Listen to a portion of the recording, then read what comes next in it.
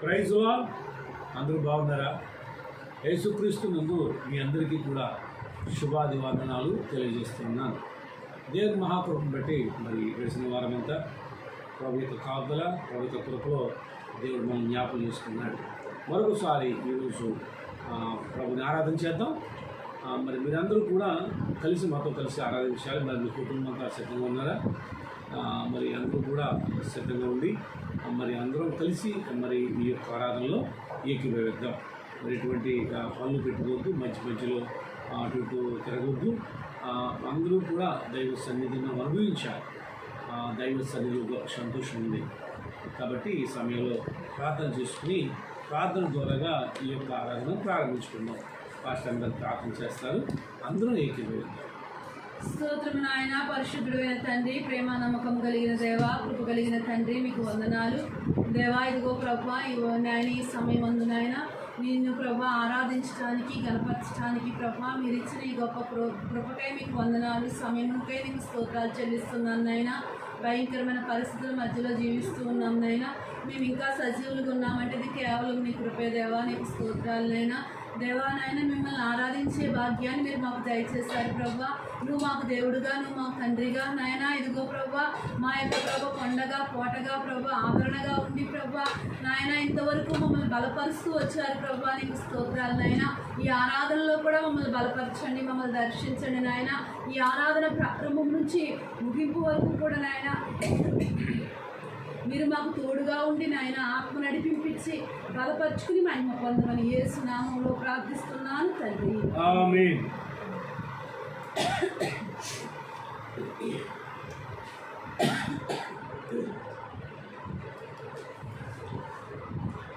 పాట పాడుకుందాం. నీ సన్నిధే పెన్నిది దేవా.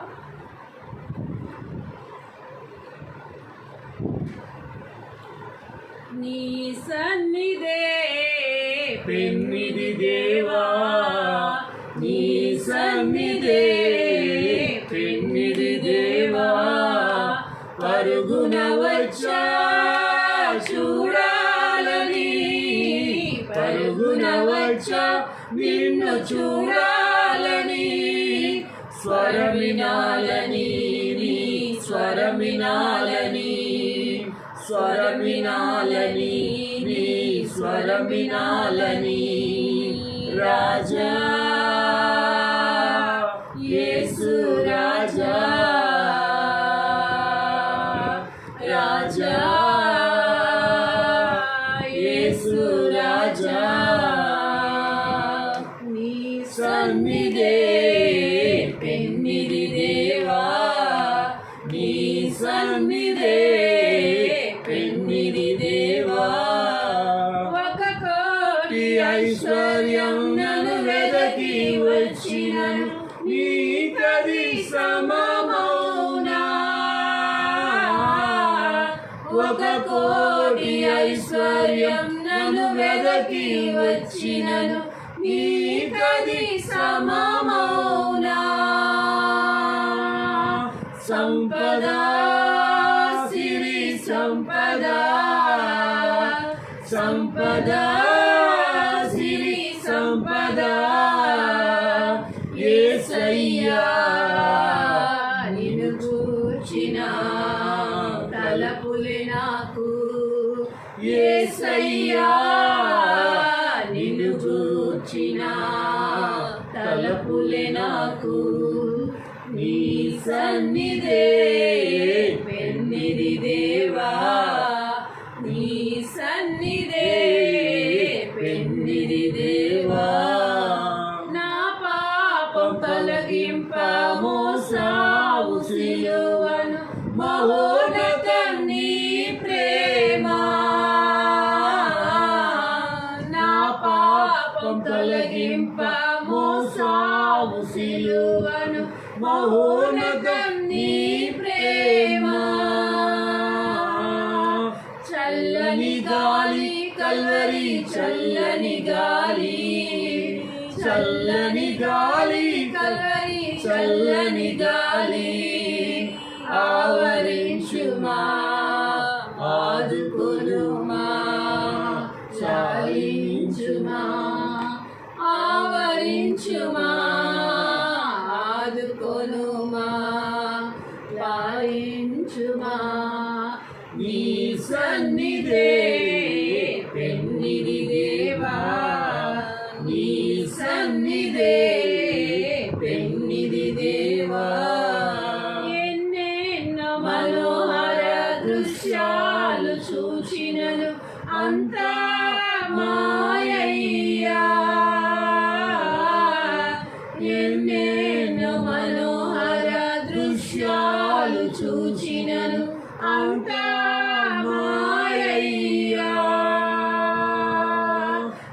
జలమా జీవ జలమా జలమా జీవ జలమా నీ నదిలో అనుదినము నన్ను ముంచుమా నీ నదిలో అనుదినము నన్ను ముంచుమా నీ సన్నిధే పెన్నిధి దేవా నీ సన్నిధే పెన్నిధి దేవా పరుగున వచ్చా చూడాలని పరుగున వచ్చా నిన్ను చూడాలని స్వరం వినాలని నీ స్వరం వినాలని స్వరం వినాలని నీ స్వరం వినాలని రాజా యేసు రాజా రాజా యేసు రాజా నీ సన్నిధే పెన్నిధి దేవా నీ సన్నిధే పెన్నిధి దేవా. హల్లెలూయా. కీర్తన గ్రంథంలో నుంచి ఒక అధ్యాయం చదువుకుందాం.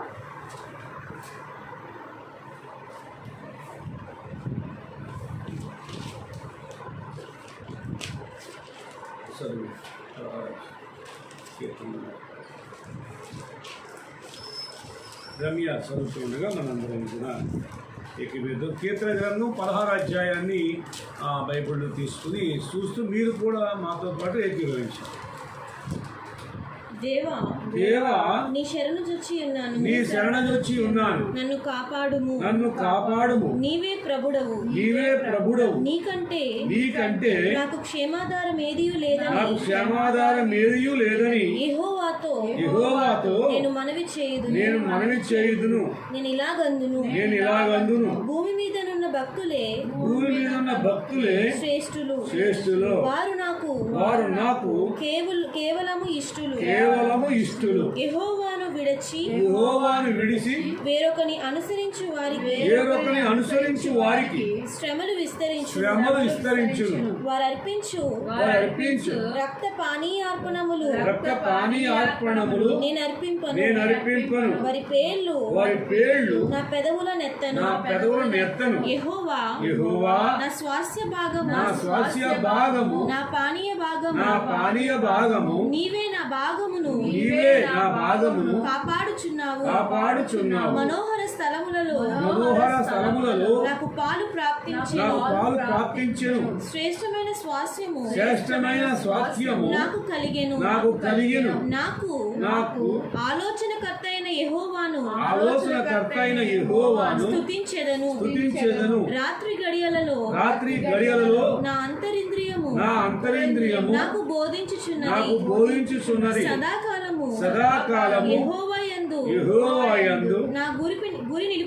నా గురి నిలుపుచున్నాను ఆయన నా కుడి పార్శ్వమందు ఉన్నాడు కనుక నేను కదల్చబడను అందువలన నా హృదయము సంతోషించుచున్నది నా ఆత్మ హర్షించుచున్నది నా శరీరము కూడా సురక్షితముగా నివసించుచున్నది ఎందుకనగా నీవు నా ఆత్మను పాతాళములో విడిచిపెట్టవు నీ పరిశుద్ధుని కుళ్ళు పట్టనీయవు జీవ మార్గమును నీవు నాకు తెలియజేసేదవు నీ సన్నిధిని సంపూర్ణ సంతోషము కలదు నీ కుడి చేతిలో నిత్యము సుఖములు కలవు.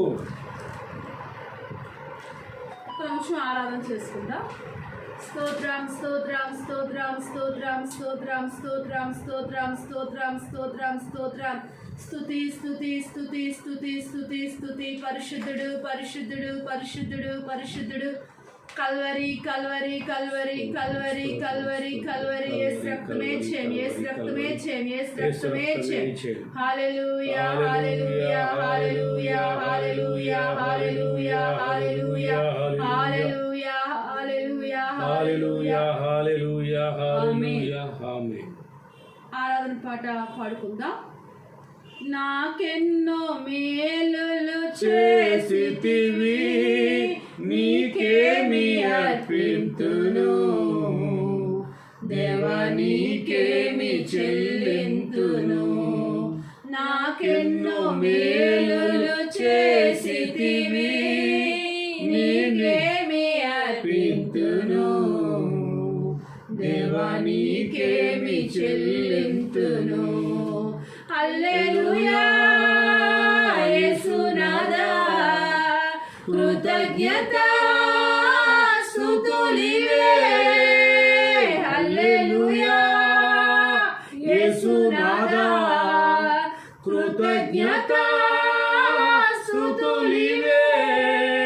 నాకెన్నో మేలులు చేసితివి నీకేమి అర్పింతును దేవా నీకేమి చెల్లింతును. కృపచేత నన్ను రక్షించినావే కృపయంబడి కృపతో నన్ను బలపరచితివే. కృపచేత నన్ను రక్షించినావే కృపయంబడి కృపతో నన్ను బలపరచితివే. నన్నెంతగానో ప్రేమించినావే నా పాపములు కడిగి పరిశుద్ధపరచితివే. హల్లెలూయా యేసునాథా కృతజ్ఞత స్తుతులివే. హల్లెలూయా యేసునాథా కృతజ్ఞత స్తుతులివే. నాకెన్నో మేలులు చేసితివి నీకేమి అర్పింతును దేవా నీకేమి చెల్లింతును. నాకింకా ఆశలు లేవనుకొనగా నా ఆశ నీవైతివే. ఆశలు తీర్చితివే. నాకింకా ఆశలు లేవనుకొనగా నా ఆశ నీవైతివే. ఆశలు తీర్చితివే. నలుదిశల నన్ను భయమావరింప నా పక్షమందుంటివే.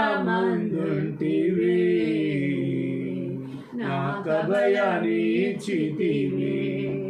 హల్లెలూయా యేసునాథా కృతజ్ఞత స్తుతులివే. హల్లెలూయా యేసునాథా కృతజ్ఞత స్తుతులివే. నాకెన్నో మేలులు చేసితివి నీకేమి అర్పింతును దేవా నీకేమి చెల్లింతును. నీ కాడి మోషి నా తోడు నీవై నీ చేతి నీడలో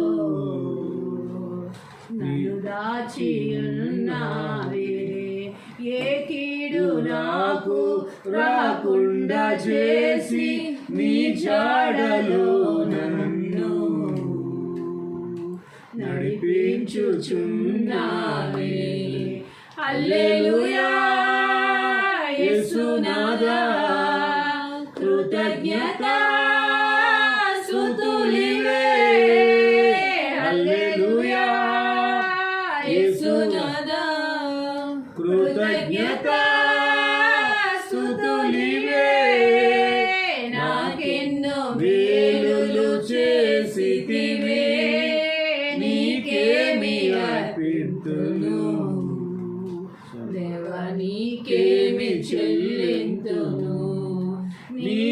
రాజ్యమందు నన్ను చేర్చుకొందు రానున్న రాజువు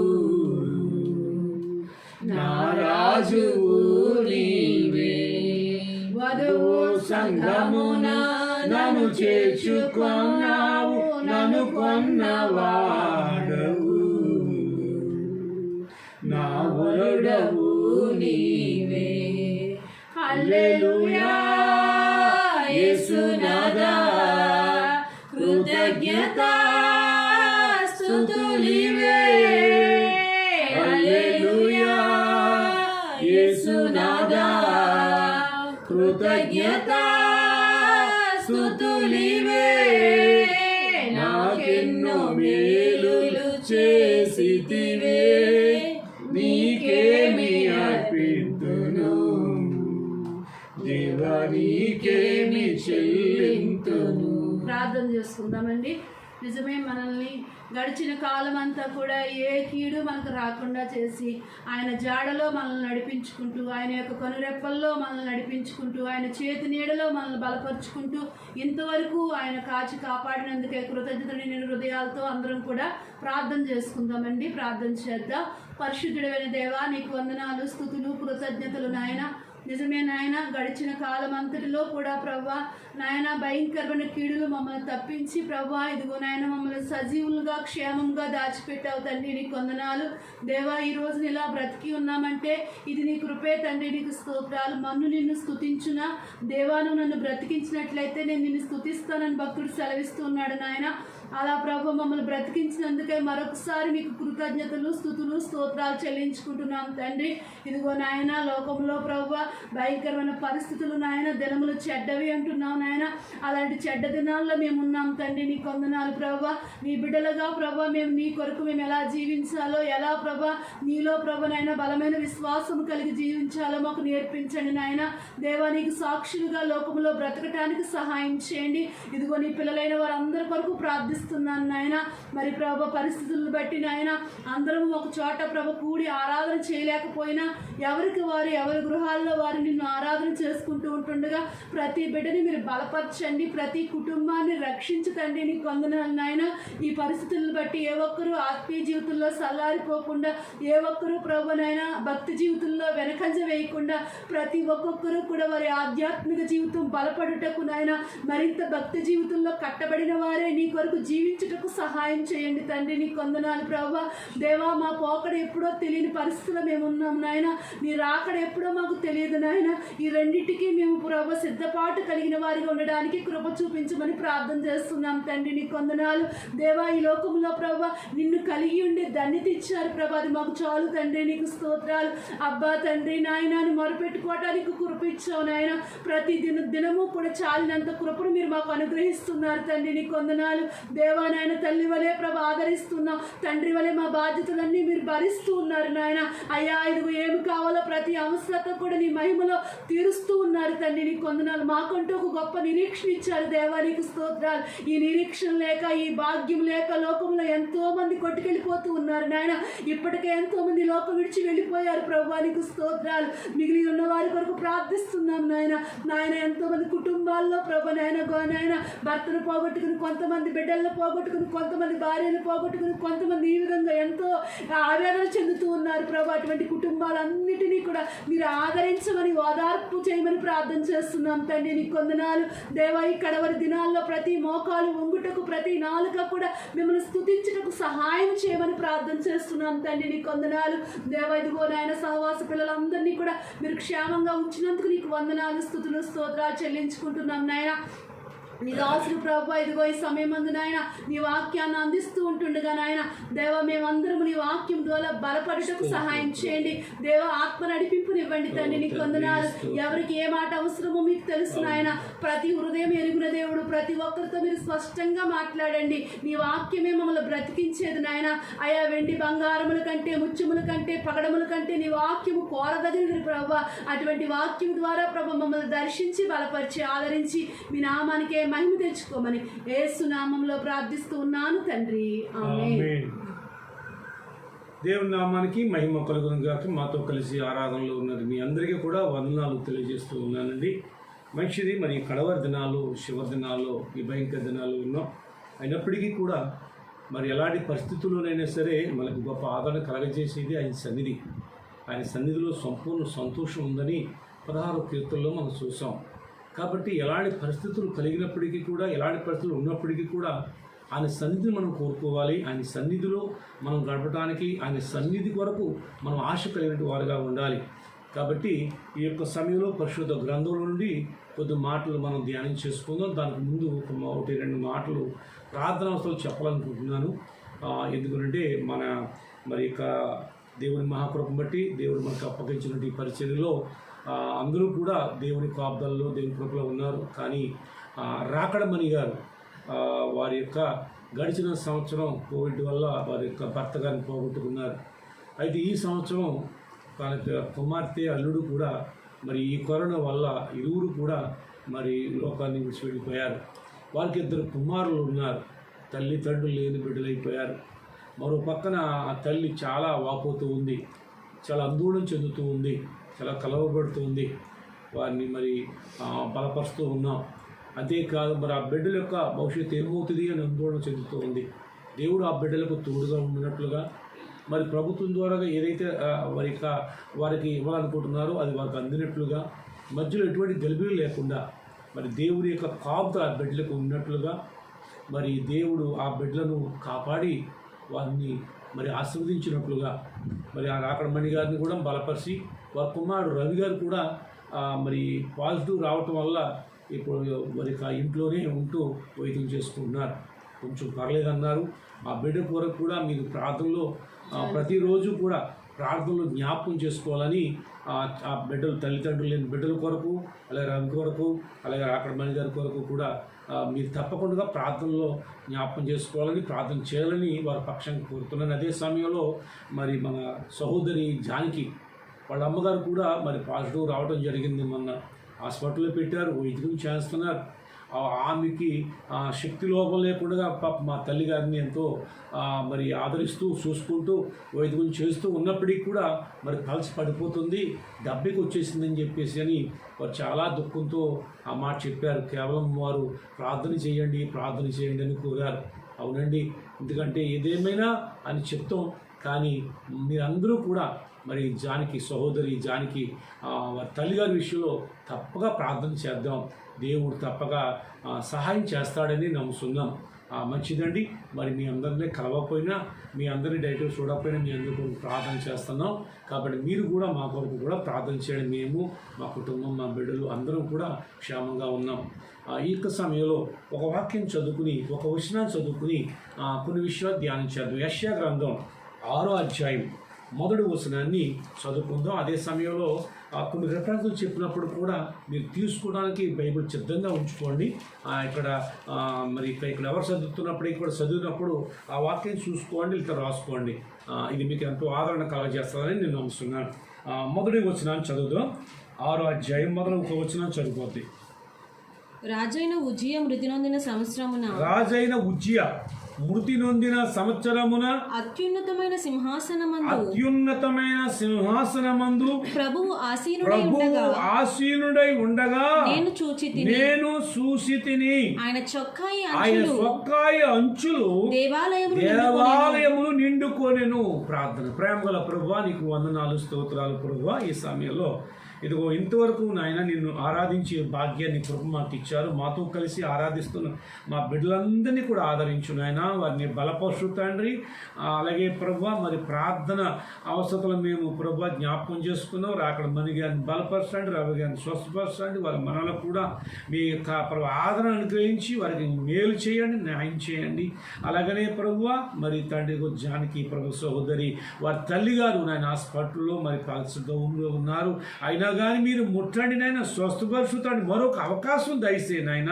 మరొకసారి ప్రభువా మరి ఆ బిడ్డను తండ్రి నాయన కనికరించి స్వస్థపరిచి ఆరోగ్యం ఇచ్చి మహిమ తెచ్చుకోండి. ఆ సహోదరుని కూడా ఆదరించి బలపరిచి మహిమ తెచ్చుకోమని మాతో కలిసి ప్రార్థిస్తున్న వారందరూ ప్రార్థన ఆలకించి అంగీకరించమని, చదవబడిన వాక్య భాగంలో నుంచి నాతో మాట్లాడమని, ప్రతి ఒక్కరితో మాట్లాడి మహిమ తెచ్చుకోమని, ఈ మాటలు వింటున్న వారందరినీ ఆదరించి బలపరచమని యేసు నామమున ప్రార్థిస్తూ ఉన్నాను తండ్రి. ఆమేన్. ప్రభునందు ప్రియమైన దేవుని బిడ్డలారా, పరిశుద్ధ గ్రంథంలో నుండి మనం చదివిన వాక్య భాగం నుంచి ధ్యానం చేసుకుందాం. ఆ పరిశుద్ధ గ్రంథంలో మరి ప్రవక్తలు అనబడుతున్నటువంటి వారు పెద్ద ప్రవక్తలు లేక చిన్న ప్రవక్తలు అని చెప్పబడుతూ ఉంటుంది. ఈ ప్రవక్తలు అనబడుతున్నటువంటి వారిలో ఈ మొదటి ప్రవక్త యెషయా. కాబట్టి ఈ యెషయా మరి రాసినటువంటి గ్రంథం, ఈ గ్రంథాన్ని కూడా యెషయా రాశాడు అని అంటారు. మంచిదండి. ఇప్పుడు చదివినట్టుగా మాట చూస్తున్నప్పుడు యెషయా ఒక దర్శనాన్ని చూస్తున్నాడు.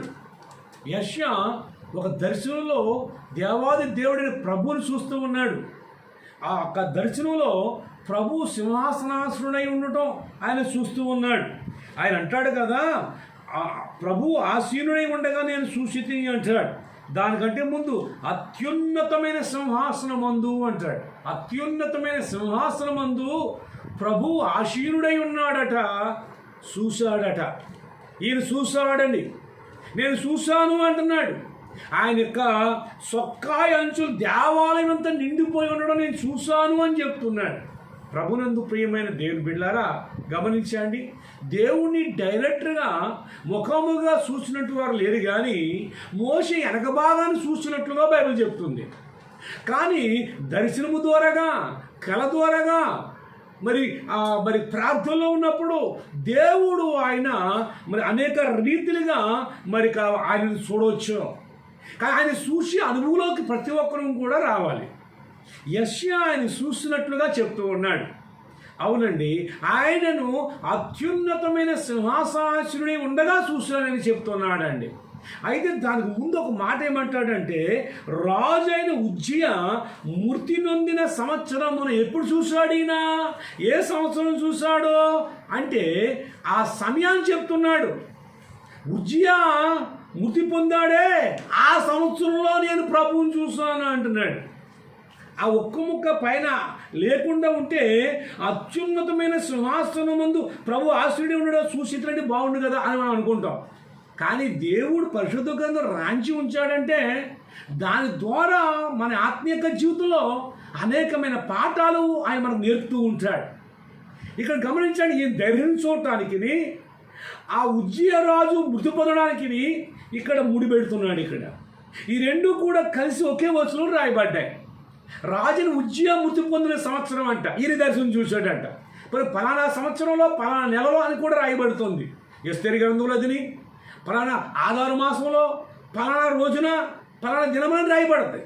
ఇది కూడా రాయొచ్చు. కానీ ఇక్కడ గమనించండి, రాజైన ఉజ్జియా మృతి పొందిన సంవత్సరమందు ఈయన ప్రభు ఆసీనుడై ఉండడం చూశాను అని చెప్తున్నాడు.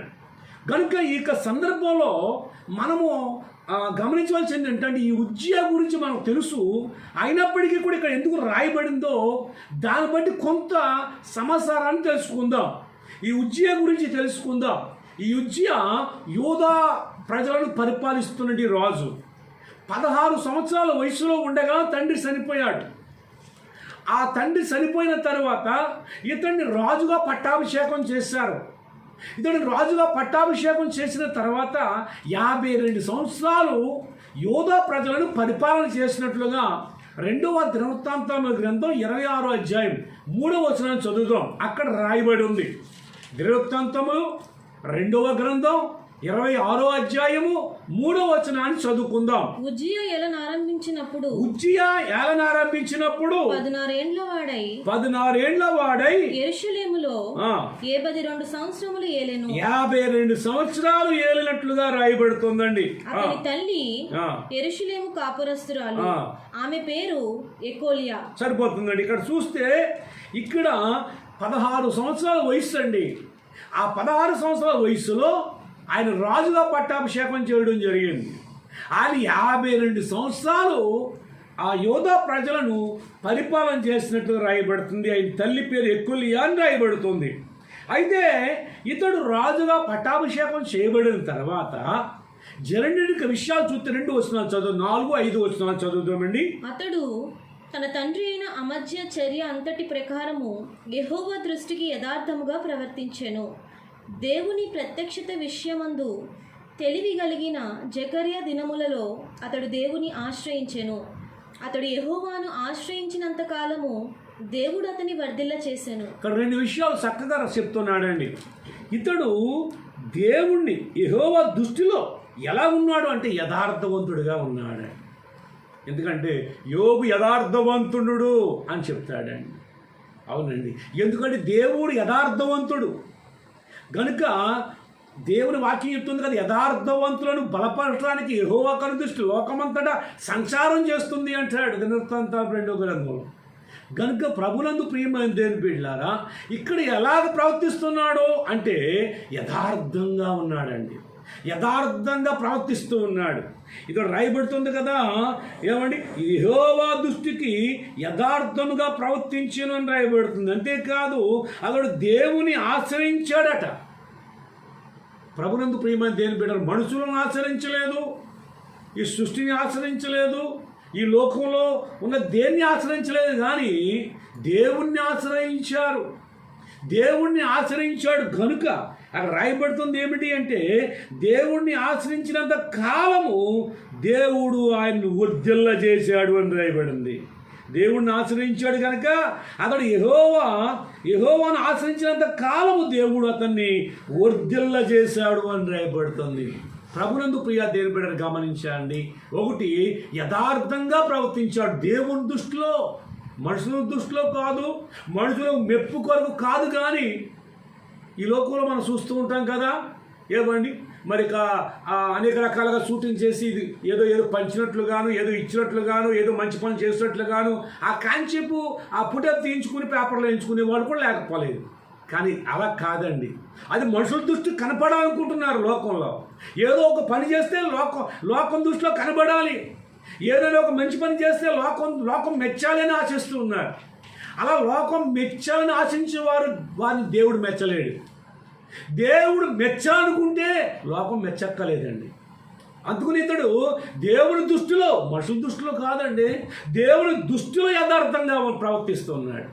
ప్రియ దేవుని బిడ్డలు గమనించాలి. అతడు రాజు, అధికారం కలిగిన వాడు, ఏదైనా అని చేసే స్వతంత్రత ఆయనకు ఉంది, అధికారం ఆయనకు ఉంది. అయినా కానీ దేవుని ఎడల యథార్థవంతుడిగా ఉన్నాడు. ప్రియ దేవుని బిడ్డలారా, మనము మనుషుల దృష్టిలో కాదండి, దేవుని దృష్టిలో మనం యథార్థవంతులుగా ఉండాలి. కొన్నిసార్లు మనుషులు చెడ్డోడు అంటారు, ఇష్టమైతేనే మంచోడు అంటారు, లేదంటే చెడ్డోడు అంటారు. ఇష్టం ఉంటే జై అంటారు, లేదా తొయ్యి అంటారు. మనుషులు స్వభావం అంతే కదా. అవునండి, వాళ్ళ ఇష్టం. కానీ వాళ్ళు చెయ్యన్నారని మనం ఉప్పొంగిపోకూడదు, వాడు తొయ్యన్నారని మనం కురింగిపోకూడదు. కానీ మనం దేవుని చూడాలి, ఆయన దృష్టిలో యథార్థవంతులుగా ఉండాలి. ఎలాంటి పరిస్థితులు వచ్చినా, ఎలాంటి పరిస్థితులు కలిగినా, అది ఇబ్బందులు కావచ్చు, ఇరుకులు కావచ్చు, కష్టాలు కావచ్చు, నష్టాలు కావచ్చు, ఏదైనా కావచ్చు, దేవుణ్ణి ఆశ్రయించాలండి. మనం ఎప్పుడు మనుషులను ఆశ్రయించేవారుగా ఉండకూడదు, మనం దేవుణ్ణి ఆశ్రయించేవారుగా ఉందాం. ఇక్కడ దేవుణ్ణి ఆశ్రయించాడంట ఈ ఉజ్జియా. దేవుణ్ణి ఆశ్రయించినంత కాలము దేవుడే అతన్ని వర్ధిల్ల చేశాడు. మీరు వర్ధిల్లండి, మీరు అభివృద్ధి చెందండి, మీరు ఫలించండి అని ఆది కాలంలోనే దేవుడు ఆశీర్వదించాడు కుటుంబంగా చిత్తపరిచి. కనుక మనం వర్ధిల్ల చేసేవాడు ఆయన, మనం ఫలభరితంగా చేసేవాడు ఆయన. ఎప్పుడు వర్ధిల్లాడో యథార్థంగా ప్రవర్తించి దేవుణ్ణి ఆశ్రయించాడండి. మనుషులను ఆశ్రయించలేదు, ఎవరిని ఆశ్రయించలేదండి. మనుషులను ఆశ్రయిస్తే సిగ్గుపడిపోతాం, కానీ దేవుణ్ణి ఆశ్రయించాడు. ఇక్కడ యథార్థంగా ప్రవర్తించాడు. ఇక్కడ దేవుణ్ణి ఆశ్రయించినంత కాలము దేవుడు జోక్యం చేసుకున్నాడు. దేవుడే ఆయనకు సహాయకుడుగా ఉన్నాడు, సహాయం చేయవాడుగా ఉన్నాడు. కాబట్టి ఇక్కడ అతడు వర్ధిల్లాడని బైబిల్ చెప్తుంది, అతడు వర్ధిల్లాడని పరిశుద్ధ గ్రంథం తెలియజేస్తూ ఉందండి. చూడు 8వ వచనం కూడా చదువుదామా.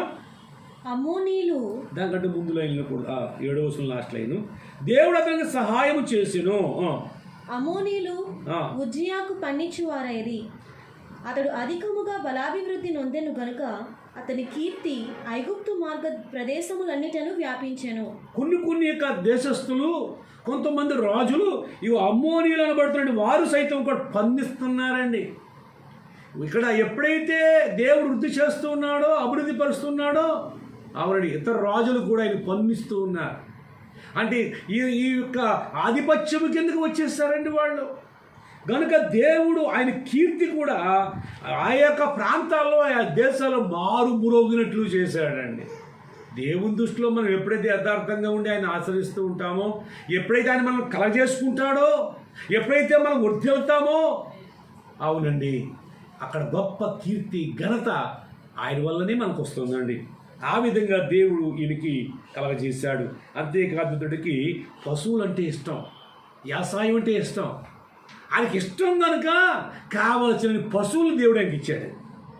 వ్యవసాయం ఇష్టం కనుక బోడంత పొలాన్ని, కావలసినంత భూమిని అతడికి వ్యవసాయంగా ఇచ్చాడు. 10వ వచనం కూడా చదువుతామా? అదియుగాక షెఫేలా ప్రదేశంలోను మైదాన ప్రదేశంలోను అతనికి విస్తారమైన పశువులండి. అతడు అరణ్యంలో దుర్గములు కట్టించి అనేకమైన బావులు త్రవ్వించెను. వ్యవసాయమందు అతడు ఆపేక్ష గలవాడు గనుక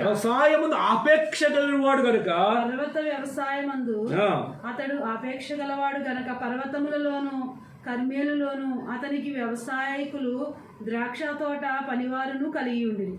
ఈ రీతిగా ఏమైంది అంటే బహుగా వర్ధిల్లుతున్నాడు. కావలసినన్ని భూములు ఇచ్చాడు, కావలసినన్ని పశువులు ఇచ్చాడు. అతనికి ఏది ఇష్టమో, ఏదంటే మక్కువో, ఏదంటే ఆసక్తి ఆపేక్ష ఉందో అన్ని దేవుడు అనుగ్రహిస్తున్నాడు. ఎందుకో తెలుసా? ఆయన్ని ఆశీర్వదించాడు, యథార్థంగా ప్రవర్తిస్తూ ఉన్నాడు, ఆయన మీదే ఆధారపడ్డాడు. కనుక ఈ 3 విషయాలు గమనించండి. మనం యథార్థంగా ప్రవర్తించినప్పుడు, ఆయన్ని ఆశ్రయించినప్పుడు, ఆయన మీద ఆధారపడినప్పుడు, అవునండి ఆయన చూడండి ఏ విధంగా వర్ధిల్ల చేశాడో, ఏ విధంగా కీర్తి ఏ విధంగా ప్రచురింప చేశాడో చూడండి. ఎంత అద్భుతమండి! ఈ రీతిగా ఎంత ఆశీర్వాదకరంగా ముందుకు సాగిపోతున్నట్టు కాలం అది. అలాంటి పరిస్థితుల్లో చక్కగా స్థిరపడిపోయాడు. అన్ని వైపులా కూడా చక్కగా ఆయన స్థిరపడ్డాడు. అన్నీ బాగున్నాయి, అంతా కూడా అభివృద్ధిలోకి వచ్చేసాడు. ఎక్కడ చూసినా ఆయన పేరే, ఆయన ప్రతిష్ట గురించే మాట్లాడుకుంటున్నారు. అలాంటి సమయంలో అతడు చేసిన ఒక పని చూద్దాం. చూడండి 16వ వచనంలో, అయితే అతడు స్థిరపడిన తరువాత అతడు మనస్సును గర్వించి చెడిపోయింది. అదండి ఏమైందో తెలుసా? స్థిరపడిపోయాడు. ఇంకంతా కూడా మరికంతా బాగుంది, సంవత్సరాలు గతించిపోతున్నాయి, స్థిరపడ్డాడు. కానీ ఆయనలోకి ఏమొచ్చిందండి? గర్వం వచ్చిందండి.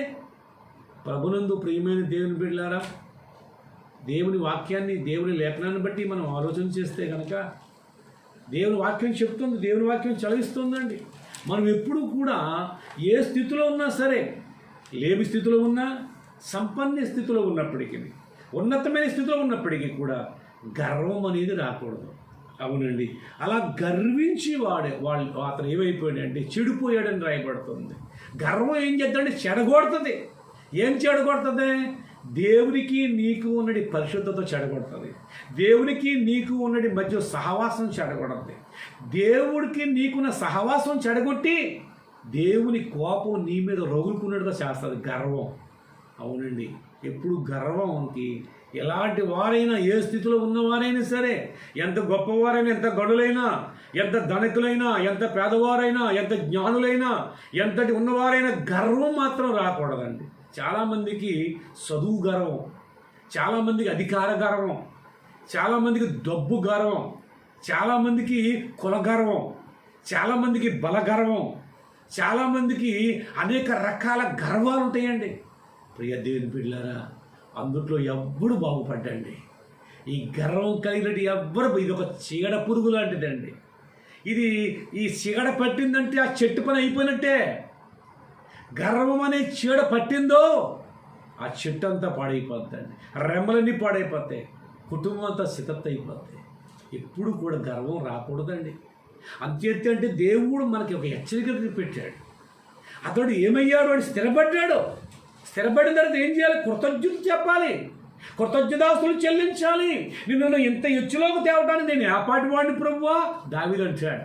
నేను గొర్రెల దొడ్లో ఉన్నప్పుడు నన్ను తీసుకొచ్చి ఈ సింహాసనం మీద కూర్చుండబెట్టావయ్యా. నేను ఏపాటి వాడిని, తల్లి ఇల్లు ఏపాటిది, నన్ను ఇంత ఎచ్చులో తేపాటి, నేను ఏపాటి వాడిని అని తగ్గించుకుని మాట్లాడతాడు. ఇతడేం చేశాడు అంటే స్థిరపడ్డాడు. కానీ మనసున గర్వించాడు. ఆ గర్వం అతన్ని చెడగొట్టేసిందంటే వాడి గర్వమేరా వాడు అలా పాడు చేసింది అంటారు కదా. కొంతమంది పెద్దోళ్ళు కూడా అంటారు. పెద్దోళ్ళు మాట్లాడి సద్దనం మూటలు అంటారు. కొన్ని విషయాలు కొన్ని అవి కూడా అమాయకంగాను మూర్ఖంగా ఉండొచ్చు. కానీ కొన్ని విషయాలు మాత్రం కొన్ని మాటలు తీసుకున్నప్పుడు అవునండి అలా ఉంటాయి. వాడి గర్వమే వాడిని అలాగా చేసింది అంటారు. అవునండి, ఎప్పుడు కూడా గర్వం అనేది రాకూడదు సుమా. ఎందుకునంటే దేనికి గర్వం అండి? నా నిరుత్తు మాత్రం అండి, అంతలో కనపడతాం అంతలో మాయమైపోయి ఆవిర్లు అంటేవాళ్ళు. దేనికి గర్వం అండి? ఏం చూసుకుని గర్వం? ఏం చూసుకున్నాడు ఆయన గర్వం?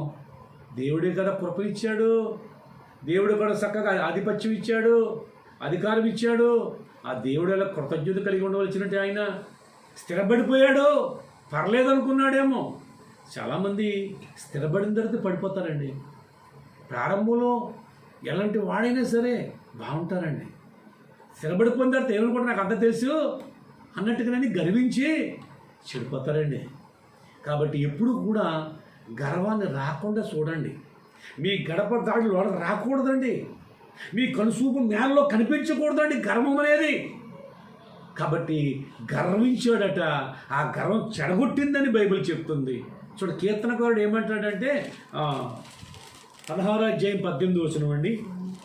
సామెతల గ్రంథం, క్షమించండి, సామెతల గ్రంథము 16వ అధ్యాయము 18వ వచనం చదువుదాం. సామెతలు 16:18లో ఒక మాట చదువుదాం.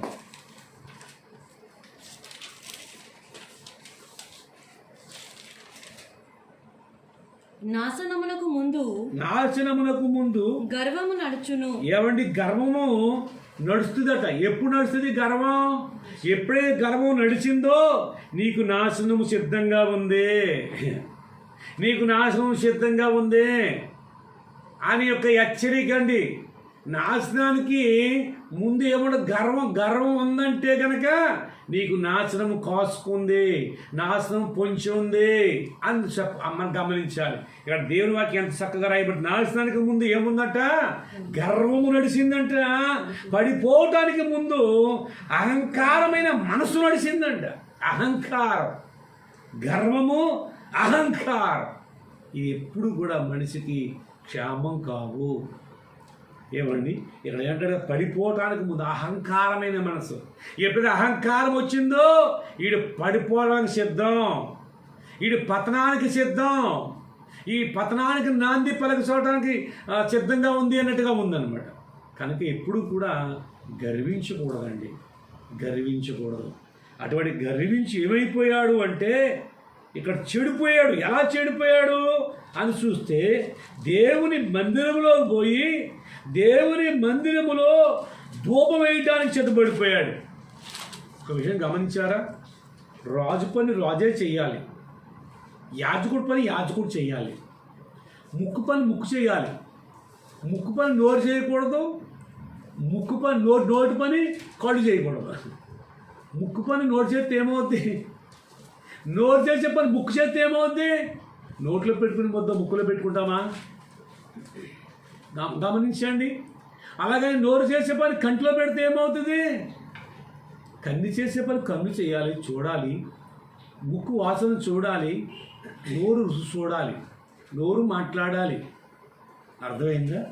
కనుక అలాగే దేవుడు కూడా రాజుకి కావలసిన యొక్క రీతిగా మరి రాజ్యాన్ని ఎలా పరిపాలన చేశారో, ఏ విధంగా ఉంటే ఆశీర్వాదమో దేవుడు చెప్పాడు.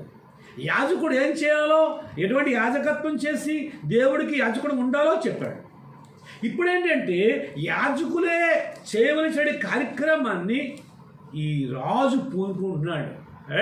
మీరేంటి నేనున్నాను అన్నట్టుగా. చూడండి 18వ వచనాలు చదువుదాం. వారు రాజైన ఉజ్జియాను ఎదిరించి, ఉజ్జియా యెహోవాకు ధూపము వేటకి ప్రతిష్ఠింపబడిన అహరోను సంతతి వారైన యాజకుల పనియే గాని నీ పని కాదు. ఇక్కడ సుమారు 80 మంది యాజకులు ఉంటారు.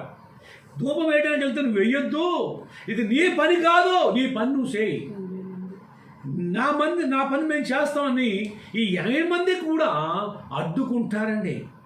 ఇది నీ పని కాదు అంటారు.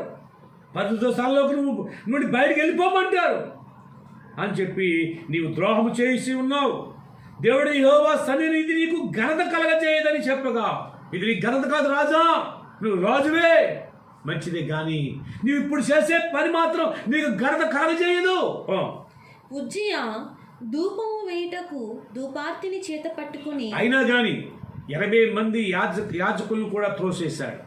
80 మంది యాజకులు మాట లెక్క చేయలేరు. నేను రాజును కదనే గర్వం, నన్ను నాకెవడన్నాడు ఎదురు అని. ఎన్నో లక్షల మంది సైన్యం ఆయనకు ఉంది, లక్షల సైన్యం బలం ఆయనకు ఉంది. ఇది చూస్తున్నాడు ఆయన. ఈ 80 మంది ఏ పార్టీ వారు అన్నట్టుగా భావిస్తూ ఉన్నాడు. అయితే రౌద్రుడై యాజకుల మీద కోపం చూపాడండి. ప్రభునందు ప్రియులారా గమనించండి, యాజకుడు దేవునికి మనుషులకు మధ్యవర్తి. యాజకుడు దేవుని మనిషి. నౌకరులు ఉంటారు, పన్ను కట్టండి అని వచ్చి తెలియజేసేవాళ్ళు. వాడు సామాన్యుడిగానే ఉంటాడు. నువ్వెవడరో నన్ను పన్ను కట్టమని చెప్పి హాస్పిటల్ కొట్టమనుకోండి, వెనకాల ప్రభుత్వమే దిగిపోద్దండి. ప్రభుత్వం ఒక పటావం దిగిపోద్ది, 50 చేస్తారు, నిన్ను తీసుకెళ్ళి జైల్లో పడేస్తారు. అర్థమైంది? యాజకుడే కదా, సామాన్యుడిగానే ఉంటాడు. ఏమండి? కాబట్టి అంత మాత్రాన్న సులకన చేయకూడదండి. యాజకుడిని తుంచకూడదండి. యాజకుడిని త్రోసివేయకూడదు. యాజకుని మాట యాజకుడిది కాదు, దేవుని మాటని గుర్తించాలి. యాజకుడి మాటను బట్టి, యాజకుడి నోటి వచ్చిన మాటను బట్టి యాజకుడి మీద కక్ష చూడకూడదండి.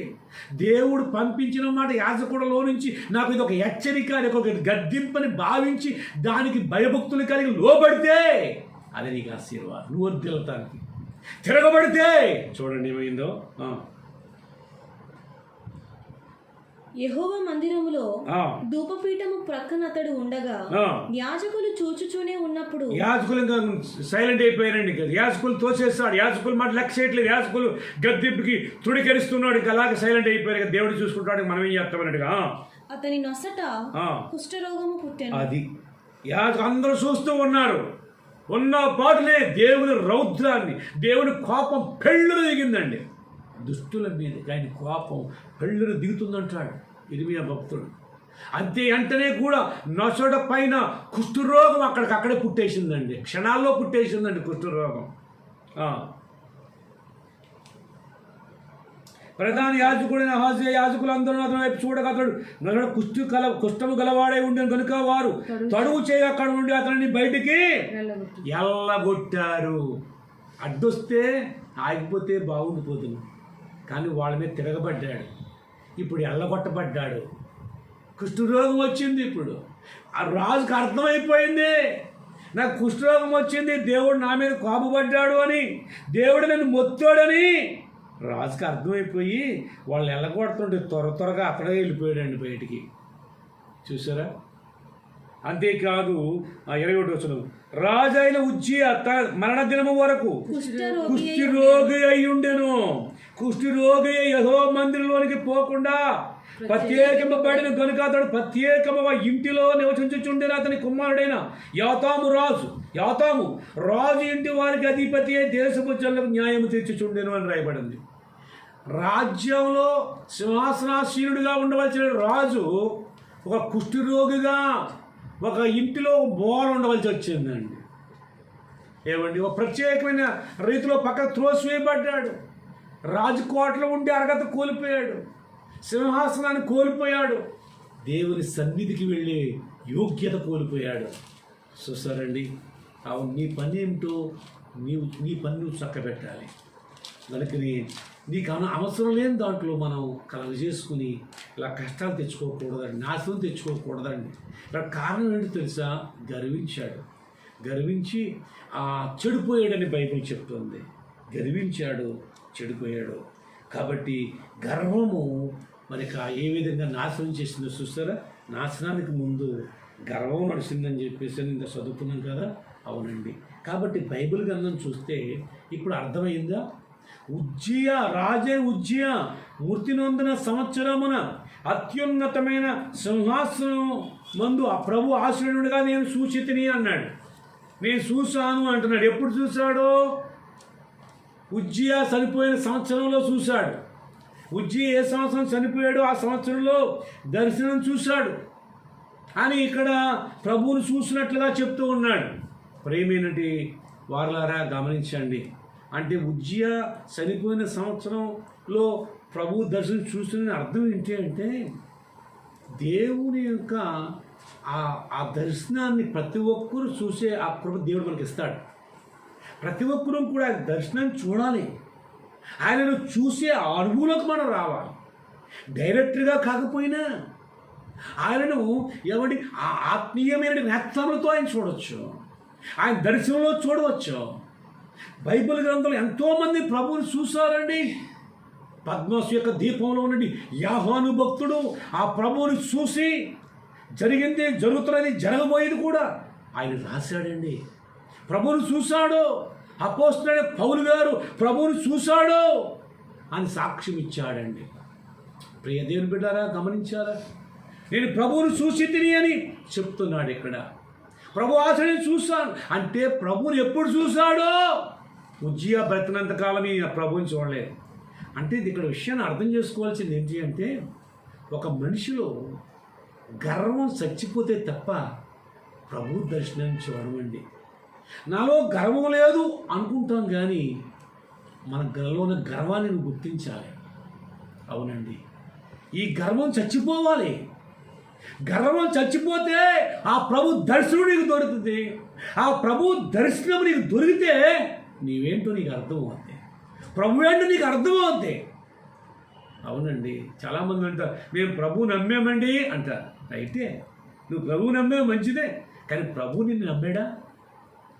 ప్రభు నిన్ను నమ్మాలి అంటే నీలోనున్నటి యొక్క ప్రతి ఒక్క పాప స్వభావము తుంచబడాలి. అవునండి, ప్రభువుని నమ్మడం కాదు, నేను ప్రభువుని చూశాను. అవునండి, ప్రభు ఆల్రెడీ నేను చూస్తున్నాడు, అందరూ చూస్తున్నాడు. ప్రభు కన్నులకు ఎవరో మరుగు లేదు.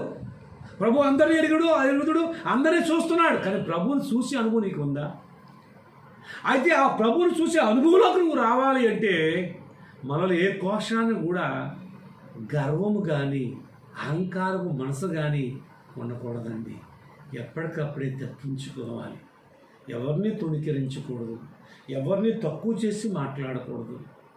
అవునండి, ఎదుటి వారిని మనము ఇలా భావించాలి, వారు నాకంటే యోగ్యులండి అన్నట్టుగా.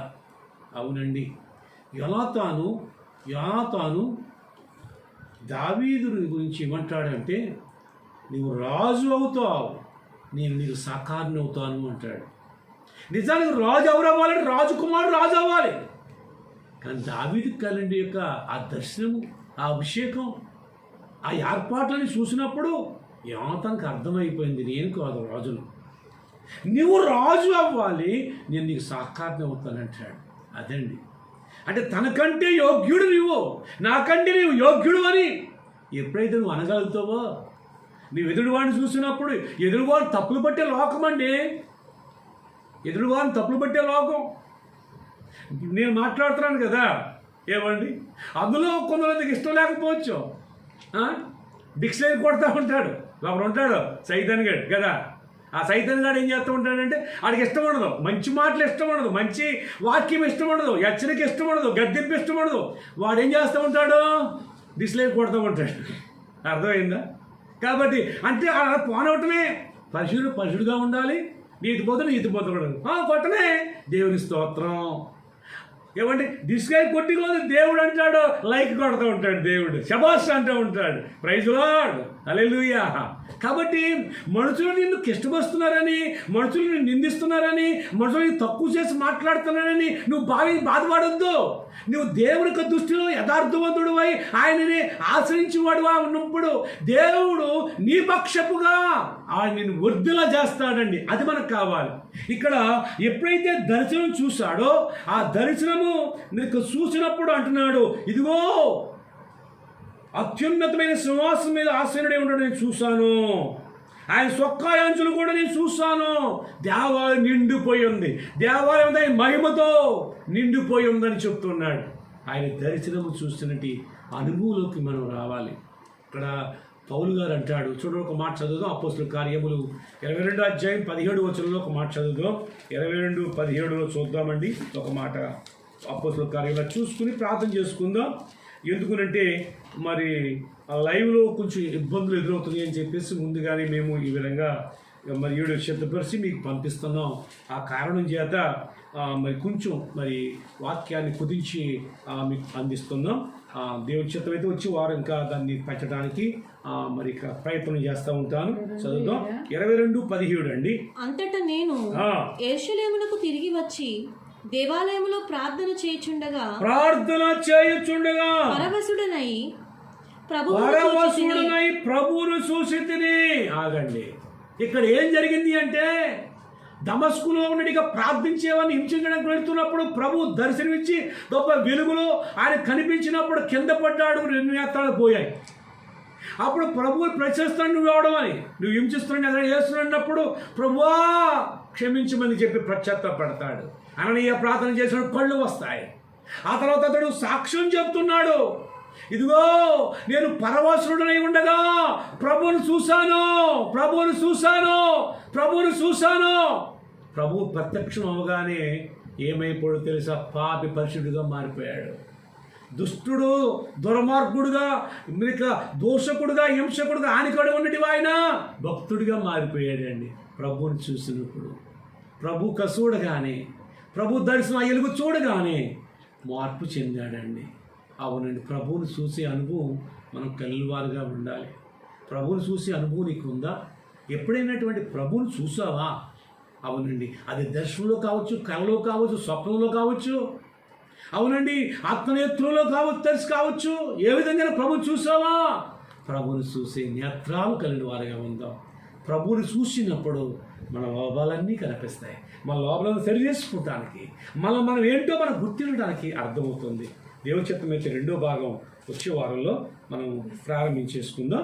అయితే ఈ సమయంలో చిన్న ప్రార్థన చేసి ఆ తర్వాత గడిచినటి వారంలో ఉన్నటి యొక్క ప్రశ్నలకి జవాబులు రాసినట్టు వాళ్ళు చెప్తాను.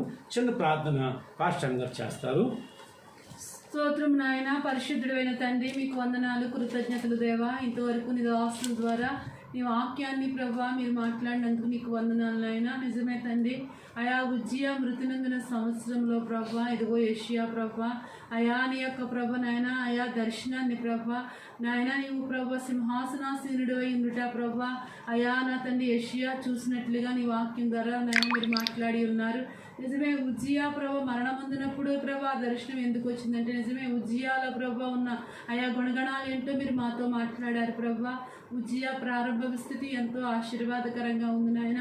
దేవా, ఇదిగో నిన్ను ఆశ్రయించాడు ప్రభా. నిన్ను ఆశ్రయించినంత కాలము కూడా నా తండ్రి వర్ధిల్లాడు ప్రభా. ఇదిగో ఉజ్జియాకి ప్రభ ఏది కావాలో సమస్తము అనుగ్రహించావు తండ్రి, నీ కొందనాలు. అయితే అతడు స్థిరపడిన తర్వాత నాయన మనసునందు గర్వించాడు దేవా. అయా ప్రభా, గర్వం ప్రభా దేవా నా తండ్రి ఎంతటి ప్రభ భయంకరమైన పరిస్థితిని తెచ్చిపెట్టిందో నీ వాక్యం ద్వారా మా ముందు పెట్టారు నాయన. నిజమే, మేము గర్విష్ఠులు కాకుండా సహాయం చేయండి నాయన. దేవా, ఎక్కడా ప్రభా నాయన మాలో గర్వం అనేది రాకుండా కాపాడండి తండ్రి. నీకు స్తోత్రాలు నాయన. మమ్మల్ని మేము తగ్గించుకుంటూ తండ్రి నీ పాదాల దగ్గర ప్రభ దీన మనస్కులమై బ్రతకటం మాకు నేర్పించు తండ్రి. నీకు స్తోత్రాలు. నిజమే తండ్రి నాయన, ఉజ్జియా మరణించటం అంటే నిజమే నాయన మాలో ప్రభ గర్వం ప్రభ అనేది ప్రభ ఎప్పుడైతే ప్రభ నాయన బయటికి ప్రభ వెళ్ళగొడతామో అప్పుడే ప్రభ నీ దర్శనాన్ని పొందుకోగలమని అయా మీరు మాతో మాట్లాడి ఉన్నారు తండ్రి. నీకు స్తోత్రాలు. దేవా, మాలో ప్రభ గర్వం ఉన్నంత కాలము నిన్ను చూడలేము నాయన. దేవా నాయన, నిన్ను చూసే అనుభవంలోకి మేము రావాలంటే తండ్రి మాలో ఉన్న గర్వాన్ని వెళ్ళగొట్టి ప్రభ నాయన అయా మేము నిన్ను చూసే అనుభవంలోకి రావడానికి సహాయం చేయండి దేవా నాయన. ఆనాడు ప్రభు అపోస్తలుడైన పౌలు కూడా తండ్రి నాయన పరవశుడే నిన్ను చూశాడు ప్రభా. నీ కొందనాలు. అలా ప్రభ మేము నాయన నీలో పరవశులమై మిమ్మల్ని చూసే అనుభవంలోకి మేము వెళ్ళడానికి మీరే మమ్మల్ని బలపరచమని, వెత్తబడిన వాక్యాన్ని ఫలింపచేయమని, నీ వాక్యం వింటున్న ప్రతి బిడ్డని కూడా మీరే బలపరిచి ఆదరించమని సహాయం చేయమని యేసు నామములో ప్రార్థిస్తూ ఉన్నాను తండ్రి. ఆమేన్. ప్రైజ్ లార్డ్ అండి. ఇక సమయంలో మరి గడిచినటి వారంలో నరపుత్రుడా అనే యొక్క మాట ఎన్నిసార్లు ఉంది హెచ్కేల్ గ్రంథంలోనే ప్రశ్న మీకు ఇవ్వటం జరిగింది. మరి చాలామంది రాసి పంపించారు. సుమారుగా 23 వరకు పంపించారు. పంపించినట్టు వారిలో 5 కరెక్ట్ ఆన్సర్లు రాశారు. తక్కిన వాళ్ళు అందరూ కూడా రాంగ్ ఆన్సర్ రాశారు. అయితే ఇప్పుడు 5 గురించి నేను చెప్తున్నాను. అయితే మొత్తం ఆన్సర్స్ 93 సార్లు రాయబడి ఉంది. 93 సార్లుని రాయబడి ఉంది నరపుత్రుడు అనే మాట. ఆ 93 సార్లు కూడా రెఫరెన్స్లతో పెట్టారు. అటువంటి రెఫరెన్స్లతో పెట్టినట్టు వారిలో మొట్టమొదటిగా పంపిన వారు ఏల్పూరు కృప సహోదరి పంపించారు. 11 గంటల 40 నిమిషాలకు పంపించారు. కాబట్టి రెండోదిగా జ్యోతి కేశ్వరం నుండి జ్యోతి పంపించారు 12 గంటల 24 నిమిషాలకి.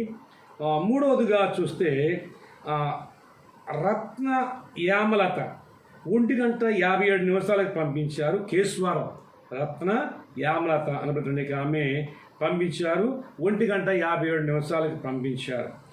తర్వాత తణుకు నుండి సాందిని 3 గంటల 4 నిమిషాలకి పంపించారు. 93 సార్లని కరెక్ట్ ఆన్సర్ పెట్టి పంపించారు.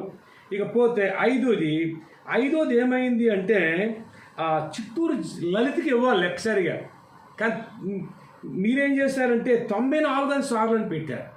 అది 93 సార్లు ఉంది. రెఫరెన్స్లు కూడా చూస్తాను లలిత మీ దాంట్లోనూ, కానీ ఒకటి దాన్ని 2 చోట్ల 2 చోట్ల లెక్కించారు. ఒకటి ఎక్స్ట్రాస్ లెక్కించారు. లెక్కించడం వల్ల మరి మీ తర్వాత పంపినప్పటికీ కూడా మరి కేశవరం యాపిల్ అనే అమ్మాయి 93 సార్లు రాసింది. మీరు 33 నిమిషాలు రాశారు, కానీ యాపిల్ అమ్మాయి 8 గంటల 9 నిమిషాలు రాసింది. అయినప్పటికీ కూడా 5వ పేరు కింద మరి యాపిల్ని మరి దీంట్లో మరి ఎంటర్ చేయడం జరిగింది. మరి లలిత నువ్వు మరి లెక్కించడంలో మరి కొంచెం పొరపడ్డావు. అందుచేత లేదంటే 5వది నీదే రావాలి, కానీ ఇక్కడ 93 దాన్ని 94గా మరి చెప్పడం జరిగింది. అది కూడా మీరు చూసుకోవాలి. ఓకే, అంతేకాకుండా తక్కినటువంటి వాళ్ళు మరి 92 సార్లు, 91 సార్లు, 89 సార్లు, 88 ఈ రకంగా రాసుకుంటూ వచ్చారు. 79 సార్లు నుంచి ఈ విధంగా 92 సార్లు వరకు రాసినట్టు వారు, తక్కినట్టు వారు అందరూ కూడా రాసుకొచ్చారు. అవి రాంగ్ ఆన్సర్లు కాబట్టి అవన్నీ చదవటం సమయం లేదు. మరి కొంతమందికి మరి పంపించడానికి వారికి తగినట్టు యొక్క చెల్లు నెట్ అన్నీ కూడా లేవు కాబట్టి మేము ఏం చేయము అన్నట్టుగా భావించినట్టు వారు మీరు ఫోన్ చేసి చెప్పొచ్చు అనమాట. ఫోన్ చేసి ఆ ఫోన్లో ఇగో 2 సార్లు ఇక్కడ ఉందండి, 2 సార్లు ఇక్కడ ఉందండి, 2 సార్లు ఇక్కడ ఉందండి రెఫరెన్స్ చెప్పొచ్చు అనమాట. ఈసారి మాత్రం అలా చేయండి, మంచిది. ఒకసారి అందరం కలిసి దేవుడి మనం మహింపడదాం. ఈ 5 బట్టి దేవుడి బిడ్డలు దీవించుగాక. అలాగని చెప్పి మీరు నిరుత్సాహపడద్దు. మీరు కూడా మరి ప్రయత్నం చేయండి. ప్రయత్నం మాత్రం మానొద్దు. కాబట్టి అయ్యో నాకు రాలే అనుకోవద్దు, కానీ ఇంకా ప్రయత్నం చేయండి. ఇంకా ఎన్ని వారాలో తెలియదు కదా, అన్ని వారాలు కూడా మరి గిఫ్ట్స్ ఉంటాయి. అన్ని వారాలు గిఫ్ట్స్ ఉంటాయి. ఎంతకాలం ఒక సంవత్సరం పొడిగి కూడా గిఫ్ట్స్ ఇస్తాం. కాబట్టి ఈ విధంగా మేమన్నీ కూడా రాసుకుంటున్నాం. కాబట్టి ఇప్పుడు చెప్పేది 3 మాటలు అన్నమాట. 3 మాటలు. ఒక్కొక్క మాట 3 సార్లు దగ్గరగా కనుక్కుంటే సరిపోద్ది. 3 సార్లు ఒకవేళ పైన ఉండొచ్చు, కానీ 3 సార్లు వరకు రాయొచ్చు. ఒకవేళ 3 దొరకలేదు అనుకోండి, 2 దొరికితే 2 రాయండి, 1 దొరికితే 1 రాయండి. ఎవరు రాయకపోతే మీకు వస్తారు అనమాట. అంచేత ఏంటి ఆ 3 మాటలు అంటే, అబ్రహాము దేవుడి స్నేహితుడు అనే మాట 3 సార్లు రాయాలి. రెఫరెన్సెస్ చూద్దాం. అబ్రహాము దేవుని స్నేహితుడు అని బైబిల్లో నుండి రెఫరెన్స్లతో చూద్దా పెట్టాలి. మా ఊరు పాదాలు ఏం చేశారంటే మొన్న వారం రాసేసింది, కానీ దాంట్లో ఇన్నని చెప్పేసి లెక్కించలేదు, 1, 2 అని పెట్టలేదు, టోటల్ కూడా వేయలేదు. అందుచేత మరి ఆ విధంగా చేయొద్దు మీరు. కాబట్టి గమనించండి, అబ్రహాము దేవుడి సేవకుడు అని చెప్పేసి 3 సార్లు మరి వరకు రాయొచ్చు. ఆ పైన ఉండొచ్చు, లేకపోవచ్చు. కనీసం 3 సార్లు రాస్తే ఫస్టే ముందుకు పంపినట్టు వాళ్ళకి ఉంటుంది. ఒకవేళ 3 దొరకలేదు అనుకోండి, 2 ఉంటే 2 రాయండి, 1 ఉంటే 1 దొరికితే 1 రాయండి. బైబిల్ మొత్తం మీద 3 సార్లు రాయొచ్చు. రెండో విషయం ఏంటంటే, అంత్యదినములలో యెహోవా మందిర పర్వతముల మీద శిఖరం మీద స్థిరపరచబడును, కొండల కంటే ఎత్తుగా ఎత్తబడును, ప్రవాహం వచ్చినట్లుగా అన్యజనుల నుండి వచ్చు, జనుల నుండి వచ్చు నా ఎత్తుకు వస్తారనే మాట 3 సార్లు మీరు రాయొచ్చు. 3 దొరకదనుకోండి, 1 దొరికితే 1 రాయండి, 2 దొరికితే 2 రాయండి. కానీ 3 వరకు కూడా రాయొచ్చు. ఆ పైన రాయకపోయినా పర్లేదు. అలా 3 రాసినట్టు వాడు ముందు పంపించేయచ్చు. ఇంకా మూడో మాట ఏంటంటే నా మందిరము సమస్త జనులకు ప్రార్థనా మందిరము. అది కొత్త నిబంధన అవ్వచ్చు, పాత నిబంధన అవ్వచ్చు. నేను చెప్పిన ఈ మూడు మాటలు కూడా మరి ఒక్కొక్కటి 3 రిఫరెన్సులు చూపించాలి. ఒక్కొక్కటి 3 రిఫరెన్సులు చూపించాలి. ఆ రిఫరెన్సులు రాయాలి. 1, 2, 3 1, 2, 3 అలాగా ఒక్కొక్కటి 3 రిఫరెన్సులు చెప్పిన 3, 3 9 రిఫరెన్సులు చూపించాలన్నమాట. అన్ని దొరికిన మనకు రాయండి. కానీ మీతో తొందరపడి కొంతమంది పంపించేస్తున్నారు. తర్వాత మళ్ళీ అది కాదని చెప్పి మరలా పంపిస్తున్నారు. మేము పంపించింది కరెక్ట్ కాదని చెప్పేసి మళ్ళీ మరి ఇంట్లో మరొక పేరు చెప్పి మళ్ళీ అలా పెట్టద్దు. వ్యక్తిగతంగా మీరు చూసి పంపించాలి. కుటుంబం అంతా చూసి పంపిస్తే కనుక కుటుంబంలోంచి ఒకటే పంపాలి. కాబట్టి మరి ఇది రాంగ్ అయింది కదా మళ్ళీ తర్వాత దొరికిందని చెప్పి మళ్ళీ పెట్టకూడదు. అలా పెడితే కరెక్ట్ అయినా సరే దానికి మరి పక్కన పెడతాం జరుగుతుంది. కాబట్టి కొంచెం ఆలస్యమైనా పర్లేదు, కొంచెం ఆలస్యం అవుతుంది. ఇది ఇవాళ పెట్టకపోయినా పర్లేదు, కాబట్టి రేపే పెట్టకపోయినా పర్లేదు, శనివారం లోపులో మీరు ఎప్పుడు పెట్టినా పెట్టవచ్చు. ఇది ఒక్కొక్కటి చాలా కష్టంగా ఉంటుంది. కానీ పెట్టేది 3, కానీ కొంచెం అవగాహన చేసుకుని మరి ఆ విధంగా మీరు రిఫరెన్స్ పెట్టండి. అబ్రాహాము దేవుడి స్నేహితుడించే మాట 2-3 సార్లు అంత్య జన్మలలో యెహోవా పందిన పర్వత శిఖరమును స్థిరపరచబడి కొండల కంటే ఎత్తుగా ఎత్తబడి ప్రవాహం వచ్చినట్లు సమస్త అన్య జనులు నాలోకి వస్తారనే మాట 3 సార్లు.